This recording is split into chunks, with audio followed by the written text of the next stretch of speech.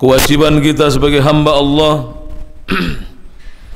adalah kita bersyukur atas nikmat-nikmat tersebut dan kita gunakan nikmat-nikmat Allah itu untuk beribadah kepadanya, untuk mentaati Allah Subhanahu wa taala. Dan Allah berjanji kepada kita sekalian yang mau mensyukuri nikmat-nikmat tersebut, Allah akan memberikan tambahan nikmat kepada kita. Allah berfirman sebagaimana dalam surah Ibrahim surat yang ke-14 ayat yang ke-7,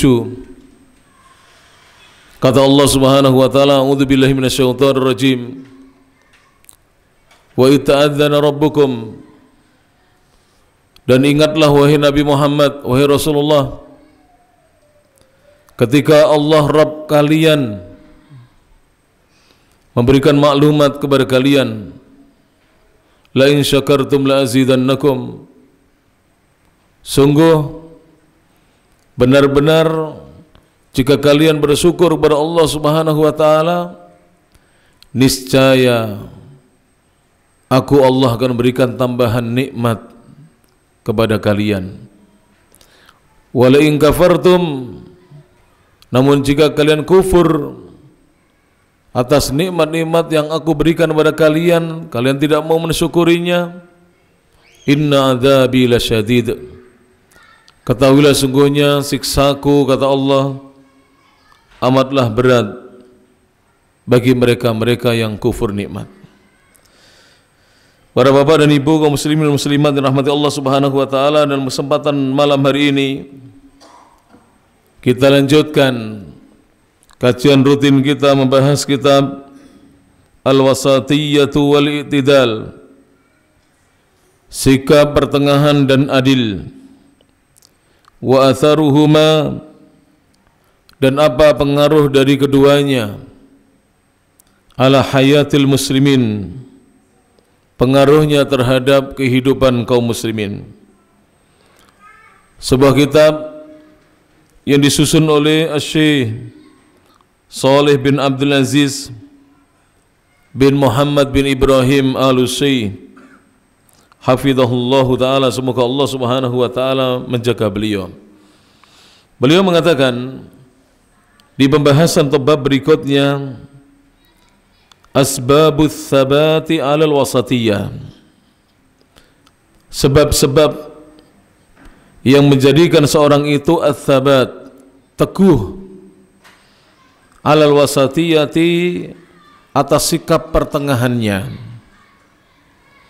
Jadi seorang muslim itu tidak akan menjadi ekstrim kanan maupun kiri kalau dia menjalani sebab-sebab yang akan disebutkan oleh Syekh di sini. Karena ini adalah sebab-sebab yang menjadikan seorang muslim itu teguh di atas metode beragama yang wasatiyah, yang pertengahan. Sebab pertama adalah, awalan, yang pertama, ma'rifatul manhajis sahih. Seorang mengetahui dan dia mengenal manhaj, cara beragama as-sahih yang benar. Minal kitabi, yang terambil dari Al-Quran, was sunnati, dan sunnah.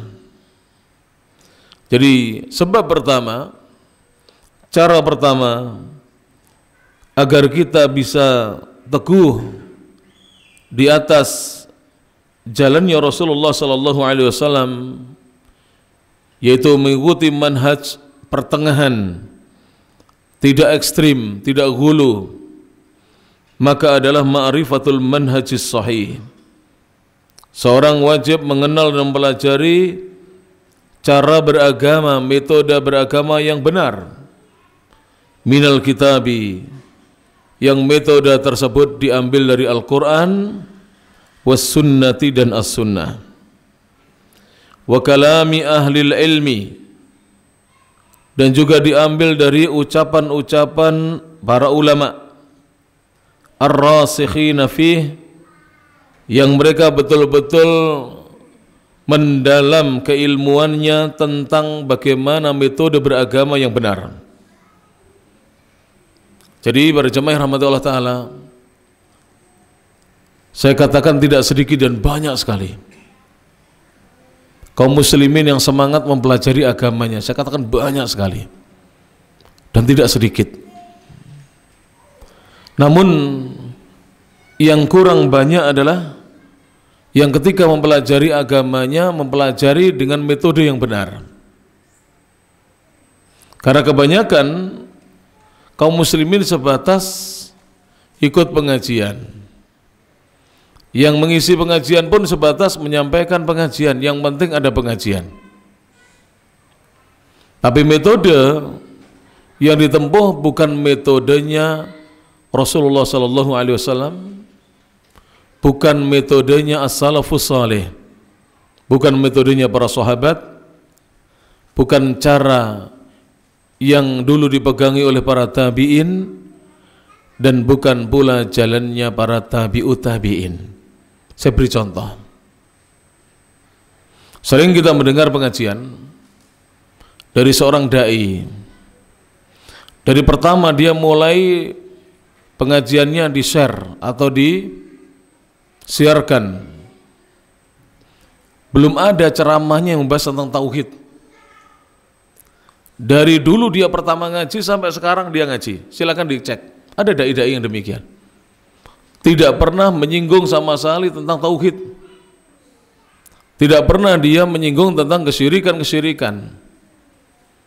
Tidak berani dia membahas tentang bid'ah-bid'ah. Yang disampaikan tentang apa? Keutamaan sabar, keutamaan takwa, keutamaan bersyukur, keutamaan ini dan itu. Tapi metode yang pernah diambil oleh Rasulullah sallallahu alaihi wasallam, yang pernah dijalani oleh Rasulullah, tidak pernah dijalani olehnya. Sehingga jamaahnya masih banyak yang berbuat bid'ah, masih banyak yang melakukan kesyirikan-kesyirikan. Kalau masalah ikut pengajian, semangat mereka. Tetapi karena yang dikaji tidak sebagaimana yang dulu disampaikan oleh Rasulullah sallallahu alaihi wasallam, sehingga jamaahnya tidak memahami Islam dengan benar. Bahkan ada yang sampai akhir hayatnya masih melakukan kesyirikan-kesyirikan. Ini menunjukkan bahwa banyak kaum muslimin yang tidak memahami manhaj, metode di dalam memahami agama ini.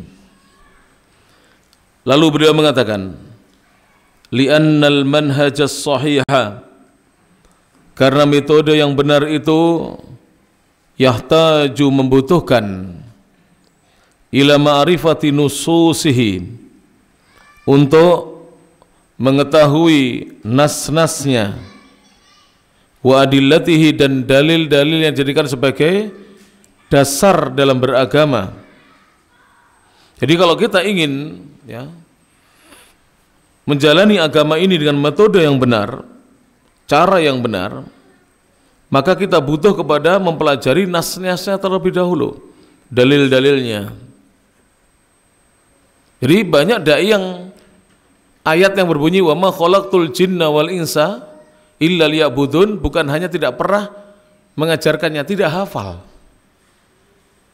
Bahkan kalau ditanya ayat ini ada di surat apa, tidak hafal.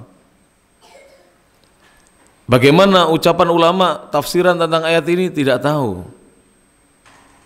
Apalagi ayat yang berbunyi walaqad uhiya ilaika wa ilal ladzina min qablik la in asyrakta la yahbatanna 'amaluka wa la takunanna minal musyrikin. Tidak ada yang tahu. Tidak ada yang mempelajari ini, bahkan tidak pernah menyampaikan ayat-ayat seperti itu. Atau ayat yang berbunyi ya ayuhan nas, wahai sekalian manusia, u'budu rabbakum, sembahlah Allah sembahan kalian, alladzi khalaqakum, yang telah menciptakan kalian walladzina min qablikum, dan yang telah menciptakan orang-orang sebelum kalian la'allakum tattaqun, agar kalian menjadi hamba-hamba Allah yang bertakwa. Tidak pernah disampaikan ayat-ayat seperti ini, sehingga banyak kaum muslimin yang belum memahami dengan baik bagaimana sebenarnya agama Islam itu, apa yang harus dipelajari pertama kali, apa yang harus dilakukan sebagai seorang muslim. Berbeda dengan di zaman Rasulullah SAW. Rasulullah ketika memulai dakwahnya, beliau konsentrasi mendakwahkan tauhid, sampai beliau dimusuhi, sampai beliau dicaci maki, sampai badan beliau berdarah-darah, disakiti, karena beliau menempuh manhaj, metode yang benar di dalam mendakwahkan agama ini. Dan hasilnya adalah para sahabat Nabi. Lahirlah mereka para sahabat, yaitu orang-orang yang berjuang untuk agamanya, yang beramal lillahi ta'ala, yang beribadah hanya kepada Allah subhanahu wa ta'ala, yang selalu membantu Rasulullah SAW dalam memperjuangkan agama ini. Berbeda dengan kaum muslimin di zaman ini. Beliau mengatakan kemudian, wa kalami ahlil ilmi fihi, dan butuh kepada penjelasan dari ucapan para ulama tentangnya.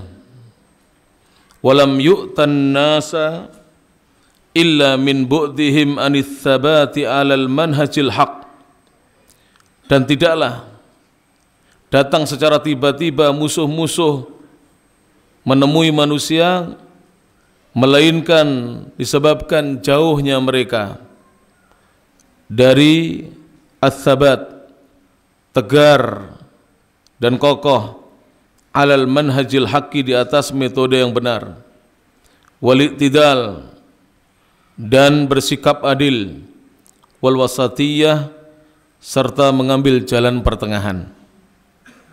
Wadhalika, dan hal tersebut, sababu kusurihim, disebabkan sedikitnya dan lalainya mereka fil ilmi, di dalam ilmu. Jadi disebabkan ilmu mereka sedikit dan mereka melalaikan ilmu. Coba berjamaah, silakan dilihat ya, kapan hari saya pengajian di sebuah daerah, dan ketika itu bertepatan dengan karnaval. Bertepatan dengan karnaval. Subhanallah, yang hadir berkurang lebih dari separuh. Saya tidak menuduh mereka datang karnaval, tapi kok bertepatan dengan karnaval, kok yang datang itu berkurang lebih dari separuh. Separuh masjid tidak datang, biasanya datang. Berarti pengajian masih kalah dengan apa? Karnaval. Mungkin mereka berpikir pengajian setiap pekan atau setiap bulan ada, karnaval hanya setahun sekali. Mungkin berpikir seperti itu. Taib. Tapi seorang muslim berjamaah yang rahmati Allah Subhanahu wa taala, dia akan menimbang maslahat antara kebaikan dan madharah dan bahayanya. Apa keuntungannya melihat karnaval? Apa keuntungannya bagi yang melihat dan apa keuntungannya bagi yang ikut? Itu harus ditimbang-timbang. Ini terlepas dari, kalau kita kaji, apakah karnaval itu sebagai bentuk mengisi kemerdekaan yang benar atau tidak? Mari kita pelajari bersama-sama. Kira-kira mengisi kemerdekaan yang sesuai dengan tuntunan agama kita, menghambur-hamburkan duit atau memanfaatkan uang untuk hal-hal yang berguna? Memanfaatkan uang untuk hal-hal yang berguna. Panjenengan tahu karnaval itu?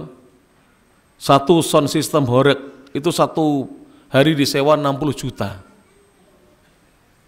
Itu 60 juta kalau digunakan untuk renovasi kamar mandinya kaum muslimin yang miskin-miskin, itu bisa untuk merenovasi rumahnya orang 12 rumah. Kalau 5 jutaan direnovasi kamar mandinya, diganti yang bagus keramiknya, bak mandinya, kemudian atapnya, itu tidak sampai 5 juta. Kalaupun 5 juta, 12 rumah bisa direnovasi. Bayangkan. Apakah seperti ini yang dikatakan mengisi kemerdekaan dengan hal-hal yang berguna? Kalau seandainya pahlawan-pahlawan yang dulu berjuang masih hidup, mereka akan prihatin melihat kondisi generasi muda sekarang ini yang tidak mengisi kemerdekaan yang mereka perjuangkan dulu dengan harta benda mereka, tenaga mereka, mempertaruhkan nyawa. Apalagi kapan hari itu? Sebuah desa malah menyelenggarakan sepak bola bencong. Coba, kalau para dai diam tidak menjelaskan atau mengingatkan, betapa nanti lebih rusak lagi. Anak-anak kita disuguhi sepak bola bencong, bayangkan. Naudzubillah min dzalik. Kerusakan demi kerusakan berjamaah. Belum lagi son horek itu. Kalau lewat di sebuah daerah sampai pembatas jembatan itu loh dibongkar, bayangkan. Kalaupun mereka berjanji memperbaiki, itu tidak layak. Coba kalau kita lewat kemudian kita malu pinggir jembatan, dianggap orang gila bukan? Orang gila. Bagaimana seorang yang dia masih berakal sehat melakukan hal-hal yang seperti itu? Naudzubillahi min dzalik. Jadi banyak yang merusak. Kalau dulu saya masih ingat ya, di zaman dahulu itu setiap Agustus itu diadakan kegiatan pramuka, minimal bazar lah, ditampilkan di situ hasil-hasil karya masyarakat, ditampilkan di situ hasil-hasil pembangunan mereka. Itu masih ada manfaatnya. Tapi ini sekarang, dan sesudah karnaval, panjenengan perhatikan bagaimana kondisi jalan dan lingkungannya kotor, sampah berserakan di mana-mana, dibuang sembarangan. Itulah cerminan dari generasi muda yang tidak mengisi kemerdekaan yang telah diperjuangkan oleh pendahulu kita dengan kebaikan-kebaikan. Kenapa itu terjadi? Karena sedikitnya mereka dalam ilmu dan lalainya mereka dalam menuntut ilmu. Kemudian wa ghalabatil jahli. Selain mereka lalai dari ilmu, mereka juga dikalahkan dengan kebodohan. Kebodohan telah mendominasi mereka. Sekarang para jamaah, walaupun dia sudah sarjana, kalau membuang sampah sembarangan itu bodoh enggak? Bodoh. Walaupun dia sudah pegawai negeri atau karyawan swasta, kalau menggunakan uang 60 juta untuk menyewa son begitu yang mengganggu, bodoh itu. Nanti anak-anak kita berapa tahun lagi budek semua itu. Kopoan semua. Loh benar para jamaah. Akan rusak gendang telinganya itu. Na'udzubillahi min dzalik. Cukup seperti ini son itu. Pengajian, tabligh akbar, tidak perlu sampai membuat seperti dentuman-dentuman seperti itu. Tidak ada tuntunan dari Nabi SAW. Maka saya salut dengan Kepolisian Republik Indonesia, Polres Kediri, yang langsung mengamankan, suruh berhenti. Alhamdulillah, kerjasama antara para kiai, para dai dengan pihak kepolisian, itu bukanlah budayanya orang Indonesia. Bayangkan seperti itu. Akhirnya sekarang panjenengan lihat, setiap walimah itu semua seperti dentuman, dop, dop, dop, sampai kaca bergetar. Kita di dalam mobil itu bisa bergetar, padahal mobil itu berapa ton itu beratnya, sampai bergetar. Na'udzubillahi min dzalik. Dan yang dulu dibiarkan sekarang tambah menjadi-jadi, yaitu menutup jalan. Ketika dibiarkan yang satu terus para jemaah, na'udzubillahi min dzalik. Bahkan jalan provinsi ditutup. Antum bisa bayangkan itu. Jalan sampai ditutup, minimal ditutup separuh. Itu nanti kalau misalnya ada pengguna jalan yang emosi ditubruk itu, Pak. Jadi itu terjadi di beberapa tempat. Tidak salah para jemaah. Na'udzubillahi min dzalik. disebabkan kebodohan sudah mendominasi. Lidzalika, oleh karena itulah, kullama kunna harisin, ketika kita bersungguh-sungguh dan bersemangat ala nasril ilmi sahihin nafi', untuk menyebarluaskan ilmu yang benar lagi bermanfaat, min kitabillah, yaitu ilmu yang diambil dari kitabnya Allah, wa sunnati rasulihi, dan sunnah rasulnya sallallahu alaihi wasallam, wa fahmis salafi, dan diambil dari pemahaman pendahulu kita, lin nusus, yang difahami dari nas-nas, wastihadatihim, dan juga istihad-istihad mereka para salaf, fima fahimu, pada perkara-perkara yang mereka fahami, minan nususi, dari nas-nas, kana dzalika, maka hal itu mad'atan, hal itu menumbuhkan lithabati, sikap teguh dan tegar, al-i'tidali, di atas sikap adil, wal wasatiyati, dan sikap pertengahan. Fal jahlu, maka kebodohan, wa tarkul ilmi, dan meninggalkan ilmu, wa dhahabu ila aqliyatin, kemudian pergi kepada pendapat-pendapat akal, wa afkarin, dan pemikiran-pemikiran manusia, meninggalkan Al-Quran dan Sunnah. Rubbama, maka boleh jadi la takunu muwafiqatan lil ilmi sahih, boleh jadi hal itu tidaklah sesuai dengan ilmu yang benar. Bahkan kullu dzalika, kesemua itu, yub'idu, menjauhkan seorang muslim, anil manhajil wasati, dari metode beragama yang pertengahan, dari metode beragama yang pertengahan. Ketika melihat fenomena sekarang ini para jamaah, mulai dari coba menghambur-hamburkan uang. Jadi kaum muslim ini menghambur-hamburkan uang. Mohon maaf, mohon para jamaah. Ada yang tahu berapa harga tiket nonton apa namanya apa itu biasanya pagelaran musik, pentas musik, berapa harga tiketnya? Kalau yang datang dari luar negeri berapa para jamaah? Saya pernah dengar yang ditipu itu, ada yang ketipu sampai 12 juta tiketnya, 11 juta. Ada yang 8 juta, tergantung jauh dekatnya dari penyanyinya. Semakin VIP, semakin mahal. Bahkan ada yang puluhan juta. Tahu harga tiket nonton sepak bola di luar negeri para jemaah? Kalau ada liga misalnya Inggris berapa? Tahu tidak? Harga tiketnya berapa? Belasan juta untuk bisa duduk di tribun. Kalau VIP saya tidak tahu. Coba nanti dikaji berapa. Dihambur-hamburkan uangnya kaum muslimin. Coba kalau diajak sedekah para jemaah, kaum muslimin diajak sedekah. Banyak saudaranya tidak punya motor, tapi dia tidak pernah berpikir untuk membelikan motor saudaranya. Banyak saudaranya sama muslim tidak bisa nyekolahkan putranya. Loh, ini banyak, masih banyak. Panjenengan belum tahu toh. Kami tahu, kami sebagai pendidik itu sering didatangi oleh wali santri yang tidak punya harta untuk bisa menyekolahkan putranya. Saya katakan, masukkan aja Pak, daftarkan ke sekolah kita, tidak usah bayar. Sekolah, yang penting putranya mau sekolah di sini. Tidak pernah berpikir bersama. Uang dihambur-hamburkan, naudzubillah min dzalik. Bahkan, mohon maaf ini ya, bukan mengkritisi, tapi ini nyata. Kemarin saya ketemu dengan seorang bapak, interior mobil, itu kalau orang kaya itu, untuk merubah interior dalamnya itu butuh uang sampai 70 juta.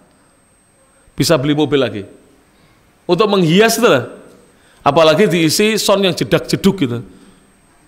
Sound yang jedak-jeduk, terus apa lagi itu. Sampai 70 juta. Saya tanya sendiri tuh. Berapa habisnya 70 juta sampean? Kalau itu hanya sekedar untuk bangga-banggaan tidak boleh. Kalau di sana masih banyak saudara-saudara kita yang membutuhkan uluran tangan kita, yang membutuhkan bantuan kita, banyak berjamaah. Jamaah-jamaah pengajian kita ini banyak yang butuh modal, disuntik dengan dana entah 2 juta, 3 juta supaya dia punya usaha, bisa berbisnis, bisa berdagang. Tapi di sana masih banyak kaum muslimin yang menghambur-hamburkan uangnya, naudzubillahi min dzalik. Belum lagi kalau rekreasi, apa namanya itu sekarang, traveling ke luar negeri itu, ratusan juta dihabiskan itu. Tapi kalau ditanya sudah umroh belum, sudah haji belum daftar, tapi sudah traveling kemana-mana, ke Australia, ke Amerika, ke Jerman, kemana-mana, naudzubillahi min dzalik. Jadi kaum muslimin seperti itu kondisinya sekarang ini, dikarenakan mereka tidak paham agama dengan baik. Kalau paham, masya Allah. Kemudian lagi, mohon maaf ini, banyak sekali sekarang ini suami-suami kalau sukses itu kebanyakan menggunakan uangnya untuk maksiat. Kalau tidak judi, ya main wanita, berzina, naudzubillah min dzalik. Yang awalnya rumah tangganya tentram, ternyata kemudian suaminya habis uangnya untuk judi, judi sepak bola, judi online, kemudian booking wanita online, dan seterusnya. Tahu tidak, PSK online itu harganya berapa? Saya pernah baca di tulisannya seorang ikhwan atau ustadz itu 20 juta paling murah. Kalau artis 80 juta. Naudzubillahi min dzalik. Uangnya digunakan untuk maksiat. Padahal dia punya kerabat-kerabat yang tidak mampu, yang butuh uluran tangan dibantu. Ini harus disampaikan, dan para dai harus mengetahui hal-hal tersebut, tidak boleh diam, agar kaum muslimin memperbaiki diri, bertobat kepada Allah Subhanahu wa taala. Para bapak tolong dijaga. Apabila sudah berumah tangga, kalau tumbuh keinginan lagi kepada wanita, menikah, jangan berzina. Jangan kelokalisasi. Jangan berzina, apalagi berzina sama lelaki, naudzubillah. Dosanya besar, menjijikkan, mendatangkan murka Allah Subhanahu wa taala dan penyakit-penyakit yang berbahaya. Gunakan rezeki untuk kebaikan-kebaikan, para jemaah. Untuk kebahagiaan rumah tangga kita, untuk menolong orang tua kita, membantu mertua kita, membantu adik-adik kita, saudara kita yang membutuhkan uluran tangan, bukan untuk berbuat maksiat. Kemudian yang kedua, para jemaah, sebab-sebab yang bisa mendatangkan ats-tsabat, keteguhan di dalam beragama adalah ats-tsani quwwatul ilmi, kuatnya dia dalam ilmu. Quwwatul ilmi ini adalah dia senantiasa istiqomah mencari ilmu dan terus menambah ilmu. Wa tabahhuru fihi, dan luas di dalam ilmu. Oleh karena itu kita bisa lihat ya, guru-guru kita, para kiai kita, para ustadz kita, para syekh kita yang betul-betul kuat keilmuannya dan luas keilmuannya, akan jauh mereka dari perbuatan-perbuatan maksiat. Mereka akan senantiasa istiqomah di atas agama Allah Subhanahu wa taala sampai diwafatkan oleh Allah Subhanahu wa taala. Maka perlu kita memperkuat ilmu, para jamaah. Terus saya sering ditanya oleh jamaah, kapan hari ada pemuda tanya kepada saya, usianya sekitar mungkin ya 25 atau 26 begitu. Ustadz, saya kok sering futur, sering malas beribadah, malas berbuat apa-apa, bahkan malas kerja. Saya bilang, tingkatkan mencari ilmu, nanti akan bersemangat lagi. Kalau ada orang sudah datang di majelis ilmu seperti ini masih malas, berarti niatnya diperbaiki, niatnya kurang benar. Niatnya mencari ilmu belum betul-betul lillahi ta'ala, ikhlas karena Allah. Kalau niatnya ikhlas karena Allah, besok pagi tidak tidur, kerja dia. Yang pelajar belajar dia, yang santri belajar yang sungguh-sungguh. Tapi yang menuntut ilmunya belum lillahi ta'ala, tidak akan menghasilkan apa-apa. Kemudian beliau mengatakan, fa innal ilma, karena sungguhnya ilmu itu yazdadu, akan bertambah bil i'tidal, dengan seorang berpegang dengan sikap adil. Wa yatmahillu, dan ilmu itu akan lenyap, akan hilang, akan sirna bil guluwi, dengan seorang itu ekstrim, mengambil sikap berlebih-lebihan melampaui batas, awil jafa, atau dia bersikap lalai, tidak peduli dengan agamanya. Ilmu itu akan hilang apabila seorang itu ekstrim. Makanya lihat orang-orang yang ekstrim yang suka ngebom, ilmunya hanya itu. Coba ditanya tentang, tidak usah jauh-jauh, rukunnya wudu, tata cara wudu yang sunnah, bagaimana sholat yang sunnah, bingung dia, kelabakan, apalagi tanya dalilnya. Karena memang mereka itu hilang ilmunya disebabkan sikap ekstrimnya. Apalagi orang yang lalai dari agamanya, betul-betul tidak mengetahui ilmu. Na'udzubillahi min dzalik. Silakan sekali-kali tanyakan ya di masyarakat umum, pas ketemu ngobrol ditanya. Tanya aja 2 kali masa hadat itu bunyinya bagaimana, sudah bingung itu. Dua kali masa hadat. Ini Mas Fauzi sering ikut saya ini. Saya kalau mau memberikan bantuan ya, kadang-kadang saya dititipi beberapa bungkus sembako, terus kemudian yang donatur itu bilang tolong Ustaz diberikan yang tidak mampu. Saya sebelum saya berikan itu saya tanya dulu, Muslim Islam bagi panjenengan inggih, cobi panjenengan saged mengucapkan 2 kali masa hadat, cobi kalau mireng nih bingung Pak, 2 kali masa hadat aja lo bingung, belum artinya, belum tata cara wudhu, saya yakin tidak sholat itu, belum tata cara apa? Sholatnya, belum nanti ditanya tentang hukum-hukum seputar puasa. Maka penting untuk kita memperkuat ilmu dan kita perluas ilmu kita. Ats-tsalits, yang ketiga, di antara sebab yang bisa menjadikan kita tegar dan teguh di atas agama Islam adalah quwwatul aqli, kekuatan akal. Apa hubungannya para jemaah? Hubungannya akal kita ini oleh Allah diberi agar akal ini terus kita perkuat. Cara memperkuat akal adalah menjauhi segala macam maksiat dan senantiasa taat kepada Allah Subhanahu wa taala. Oleh karena itu antum lihat ya, ulama-ulama itu walaupun sepuh tidak pikun, akalnya kuat. Walaupun sepuh, saya katakan tidak wah-wah, tahu wah-wah? Pelongo-pelongo itu loh. Lepa-lepo, kalau bahasa orang Pare lepa-lepo, wah-wah, pelongo-pelongo, tidak ada. Tidak ada kiai tambah sepuh pelongo-pelongo, tambah berwibawa kiai itu. Tidak, nah, Ustadz Arun Rafiq itu guru saya beliau. Usianya sekarang sudah 60 lebih, hampir 70 ya. Guru saya, sekarang saya jam 49 muridnya.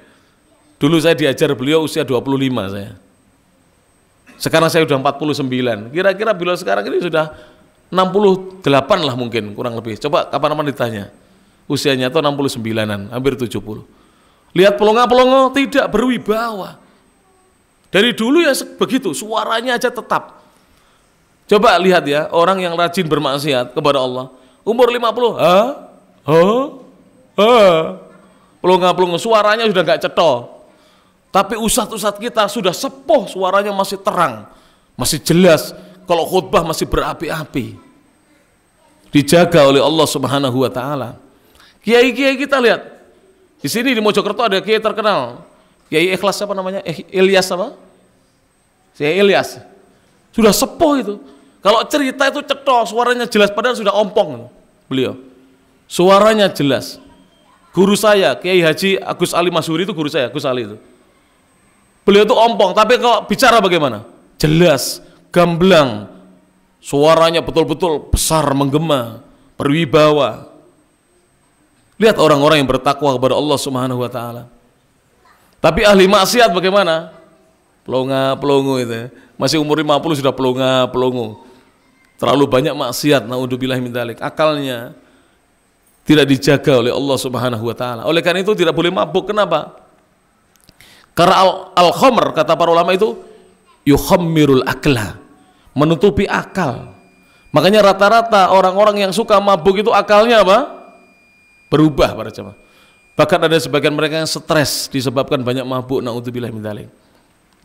Fallahu jalla wa ala, maka Allah yang maha besar dan maha tinggi, khataba, Allah berbicara fi kitabihi, di dalam kitabnya, Al-Azizi, kitab Allah yang mulia. Allah mengajak bicara ulil albab, orang-orang yang mau mempergunakan akalnya. Wa khataba, dan Allah berbicara dengan alladzina ya'qilun, orang-orang yang mau menggunakan akalnya untuk memahami. Wa khataba, dan Allah mengajak bicara alladzina yafhamun, orang-orang yang mau paham. Wa khataba, dan Allah mengajak bicara man yatadzakkaru, kepada orang-orang yang mau mengingat, min ahli lubbis sahihis salim, dari orang yang berakal sehat lagi selamat. Wa min ahlil aqlis sarihil qawi, dan Allah juga mengajak bicara orang yang ingat dari kalangan orang yang punya akal yang kuat. Wa fi hadza isyaratun, maka dalam masalah ini ada isyarat ila ahammiyatil akli, kepada pentingnya akal, wal idraki, dan pengetahuan, fi fahmin nususi, di dalam memahami nas-nas, wa fahmil masalihi, dan di dalam memahami hal-hal yang maslahat, yang berisi kebaikan. Maka dari itu panjenengan kalau melihat ya, di dalam banyak ayat itu tidak boleh kita merusak akal kita. Tidak boleh kita merusak akal kita. Contohnya, kita tidak boleh menenggak minuman yang memabukkan. Tidak boleh kita makan yang diharamkan oleh Allah Subhanahu wa taala. Tidak boleh kita meminum yang diharamkan oleh Allah Subhanahu wa taala. Tidak boleh kita mengkonsumsi apa-apa yang dilarang oleh Allah Subhanahu wa taala, dalam rangka menjaga apa? Menjaga akal. Menjaga akal. Dan tidak boleh kita mempelajari hal-hal yang berbahaya, yang bermadarat. Makanya kenapa mempelajari filsafat itu dihindari? Karena merusak akal. Lihat ahlu filsafat, di akhir hayatnya linglung. Kebanyakan ahlul filsafat di akhir hayatnya linglung. Padahal mereka bergelar loh, profesor, doktor, ya toh. Di akhir hayatnya, kiai-kiai kita tidak punya gelar. Ustadz-ustadz kita banyak yang tidak punya gelar. Tapi lihat, semakin sepuh, semakin berwibawa. Bicaranya terukur, terkontrol, sistematis, difahami dengan mudah bisa. Tapi orang-orang yang lihat itu, mengagungkan filsafat, mengagungkan ilmu-ilmu barat yang bertentangan dengan Islam, merusak akalnya. Para jamaah yang rahmati Allah Subhanahu wa taala. Maka dari itu, termasuk juga kenapa kita dilarang berdekatan dengan perempuan. Karena berdekatan dengan perempuan itu bisa merusak akal, menyebabkan bodoh. Orang yang banyak pacaran itu nanti jadi orang bodoh. Harusnya dia menjadi orang pinter. Lihat anak-anak yang pacaran itu, nggak ada yang sukses itu. Belajarnya tidak ada yang sukses. Tapi anak-anak yang menjauhi pacaran, menjauhi zina, dijaga akalnya oleh Allah Subhanahu wa taala. Dan ini sudah terbukti sekarang, para jamaah. Mohon maaf. Perlombaan matematika sekarang yang juara itu banyak-banyak pesantren lah. Panjenengan tahu nggak? Kadang-kadang diposting, lihat di Facebook setiap pesantren itu. Sampai juara bela diri nasional sekarang ini kalangan pesantren yang juara. Kemarin itu diborong oleh Al-Ukhuwah, Pondok Al-Ukhuwah, pendorongnya Ustadz Aris Sugantoro, juara bela diri. Kenapa? Karena anak-anak umum banyak mabuk, pil koplo, pulang malam, pergi malam, pulang pagi, tidak pernah istirahat menjaga kesehatannya. Anak pondok terukur, ibadahnya jelas, istirahatnya jelas, jam 10 sudah harus tidur, bangun jam 3 pagi, latihan dan seterusnya. Saya melihat sekarang ini sampai olimpiade fisika dan matematika dimenangkan orang pondok, Pak. Subhanallah. Kenapa? Karena anak-anak pondok terjaga dari kemaksiatan, akal mereka terjaga. Adapun anak-anak umum tidak terkontrol, maksiatnya, naudzubillah min dzalik, belajarnya tidak terkontrol, maka Islam menjaga akal kita. Dan di sini kekuatan akal menjadi sebab seorang bisa tegar dan teguh di atas agama Allah Subhanahu wa taala. Mungkin ini yang bisa disampaikan. Mohon maaf hari ini tidak bisa panjang-panjang. Sebagai kesimpulan, ini belum selesai poin-poinnya, sebab-sebab yang bisa mendatangkan kita agar bisa teguh di atas agama Allah. Yang pertama, kita mempelajari manhaj cara beragama yang benar yang berasal dari Al-Quran dan Sunnah. Kemudian yang kedua, kita berupaya menguatkan keilmuan kita dan memperluasnya. Dan yang ketiga, kita berupaya untuk menjaga kekuatan akal kita dengan kita menjauhi kemaksiatan-kemaksiatan. Insya Allah para jamaah, kalau panjenengan menjaga ya akalnya dengan menjauhi kemaksiatan, insya Allah sampai sepuh tidak akan linglung, insya Allah dijaga oleh Allah Subhanahu wa ta'ala. Bahkan sampai meninggal kita menjadi orang yang sadar, yang waras, yang sehat akalnya, yang tahu kewajiban, yang tahu yang dilarang, yang tahu perintah, yang tahu larangan, insyaallah taala. Demikian bisa disampaikan, mudah-mudahan bermanfaat. Fa insyaallah kita akan lanjutkan dalam pertemuan-pertemuan yang akan datang. Akhirul kalam, subhanakallahumma bihamdik, asyhadu an la ilaha illa anta, astaghfiruka wa atubu ilaik. Wa akhiru da'wana anil hamdulillahi rabbil alamin. Tsumma assalamu alaikum warahmatullahi wabarakatuh.